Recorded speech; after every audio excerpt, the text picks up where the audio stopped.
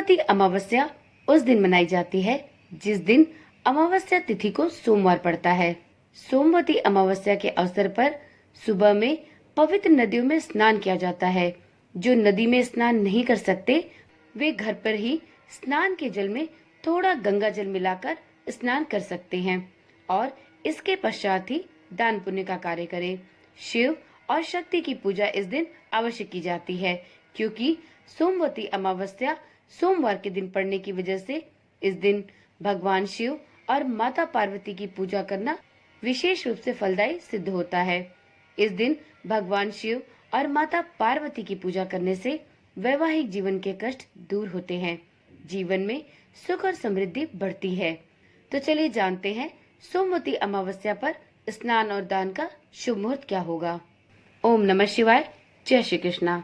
आप सभी का सनातन धर्मसार चैनल पर बहुत बहुत स्वागत है। मित्रों, सोमवती अमावस्या भाद्रपद माह में है। इस बार भाद्रपद माह के कृष्ण पक्ष की अमावस्या तिथि 2 सितंबर को सुबह 5:21 से प्रारंभ हो रही है। वहीं इस तिथि का समापन 3 सितंबर को सुबह 7:24 पर होगा। ऐसे में उदया तिथि के अनुसार भाद्रपद अमावस्या 2 सितंबर दिन सोमवार को है। सोमवार की भाद्रपद अमावस्या होने के कारण यह सोमवती अमावस्या के नाम से जानी जाएगी। अब जानते हैं सोमवती अमावस्या के दिन स्नान दान का शुभ मुहूर्त क्या होगा। तो मित्रों, 2 सितंबर को सोमवती अमावस्या के दिन स्नान करने के लिए सबसे अच्छा और शुभ मुहूर्त ब्रह्म मुहूर्त है, जो कि 2 सितंबर को सुबह 4:29 से लेकर सुबह के 5:15 तक है।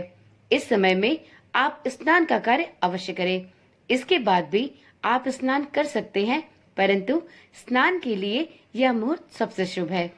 स्नान के बाद पूजा पाठ और दान इत्यादि किया जा सकता है। उस दिन का शुभ समय यानी अभिजीत मुहूर्त 11:55 से दोपहर के 12:46 तक है।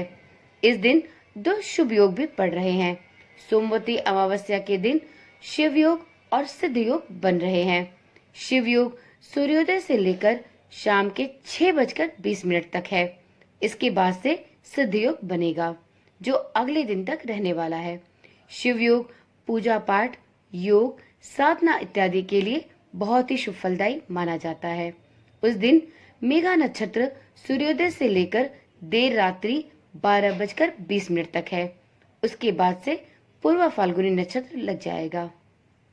अब जानते हैं सोमवती अमावस्या पर पितरों के लिए तर्पण कब और किस प्रकार से करें। तो मित्रों, सोमवती अमावस्या के दिन आप अपने पितरों को तृप्त करने के लिए तर्पण अवश्य करें। यह तर्पण स्नान के ठीक बाद कर सकते हैं। इस दिन ब्रह्म मुहूर्त में स्नान के बाद आप अपने पितरों के लिए तर्पण कर सकते हैं। पितरों के लिए तर्पण जल, सफेद फूल, काले तिल और कुश से करना चाहिए। कहा जाता है कि पितृलोक में जल की कमी होती है, इसलिए हमारे तर्पण से हमारे पितरों की आत्मा तृप्त होती है। तो इसलिए इस सोमवती अमावस्या पर पितरों का तर्पण अवश्य करें। मित्रों, सोमवती अमावस्या का व्रत रखकर भगवान शिव और माता पार्वती की पूजा विधि विधान से करनी चाहिए। सोमवती अमावस्या पर शिव और शक्ति की कृपा से सुहागिन महिलाओं को अखंड सौभाग्य का वरदान प्राप्त हो सकता है। पूजा के समय माता पार्वती को 16 श्रृंगार की सामग्री अवश्य अर्पित करें। इसके अलावा सोमवती अमावस्या पर स्नान और दान करने से पुण्य की प्राप्ति होती है। इस दिन पितर धरती पर आते हैं ताकि उनकी संतान उनका तर्पण करके उनकी आत्मा को तृप्त कर सके। अमावस्या के दिन पीपल के पेड़ की पूजा भी अवश्य करनी चाहिए। तो चलिए वीडियो में ये भी जान लेते हैं कि इस दिन पीपल के वृक्ष की पूजा कब, क्यों और किस प्रकार से की जानी चाहिए। सोमवती अमावस्या के दिन पीपल के पेड़ की पूजा करने का विशेष महत्व है। मान्यता है कि इस दिन पीपल के पेड़ में जल अर्पित करना बहुत शुभ होता है। इस दिन पीपल के पेड़ की परिक्रमा करने से वैवाहिक जीवन में खुशियां बनी रहती हैं। जिन लोगों के विवाह में देरी हो रही है, उन्हें भी इस व्रत से लाभ अवश्य प्राप्त होता है और उनके विवाह के योग भी बनने लगते हैं। इसके अतिरिक्त जीवन में आने वाली अनेकों परेशानियों से भी छुटकारा मिल सकता है। अब जानते हैं सोमवती अमावस्या के दिन आप पीपल के वृक्ष की पूजा किस प्रकार से कर सकते हैं। तो मित्रों, सबसे पहले पीपल के पेड़ में शुद्ध जल चढ़ाएं। इसके बाद दूध में तिल और जौ मिलाकर पीपल की जड़ में अर्पित करें। अब फूल और धूप चढ़ाएं।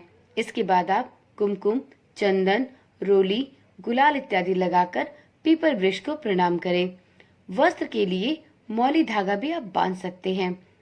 अब इस धागे से पीपल के पेड़ की परिक्रमा करें। परिक्रमा करते समय आप पैसा, फल, मिठाई इत्यादि भी चढ़ा सकते हैं। पीपल वृक्ष की परिक्रमा 108 बार करने से इसके बहुत ही शुभ परिणाम प्राप्त होते हैं। परिक्रमा के बाद पीपल के वृक्ष की आरती भी अवश्य करें। इस दिन शाम को पीपल के पेड़ के नीचे तेल का दीपक अवश्य जलाना चाहिए। वहां बैठकर पितृ सूक्त का पाठ भी करना चाहिए। इससे पितृ प्रसन्न होते हैं और व्यक्ति की आर्थिक समस्याएं भी हल होती हैं, क्योंकि ऐसी मान्यता है कि पीपल के पेड़ में मां लक्ष्मी का वास होता है। तो यदि आप अमावस्या तिथि पर पीपल के वृक्ष की पूजा करते हैं तो आपको अपने पितरों का आशीर्वाद तो प्राप्त होता ही है, साथ में माता लक्ष्मी की कृपा भी आपके घर परिवार पर सदा सर्वदा बनी रहती है। तो चलिए, आज की वीडियो में इतनी ही जानकारी। अब मिलते हैं एक नई वीडियो के साथ। मित्रों, यदि आप वीडियो में यहाँ तक पहुँचे हैं तो इसका तात्पर्य है कि आपको इस चैनल पर दी जाने वाली वीडियो में रुचि है। तो चैनल को अभी ही सब्सक्राइब करें, जिससे इस प्रकार की सभी वीडियोस आपके पास बिना किसी रुकावट के पहुंचती रहे। ओम नमः शिवाय। जय श्री कृष्णा। राधे राधे।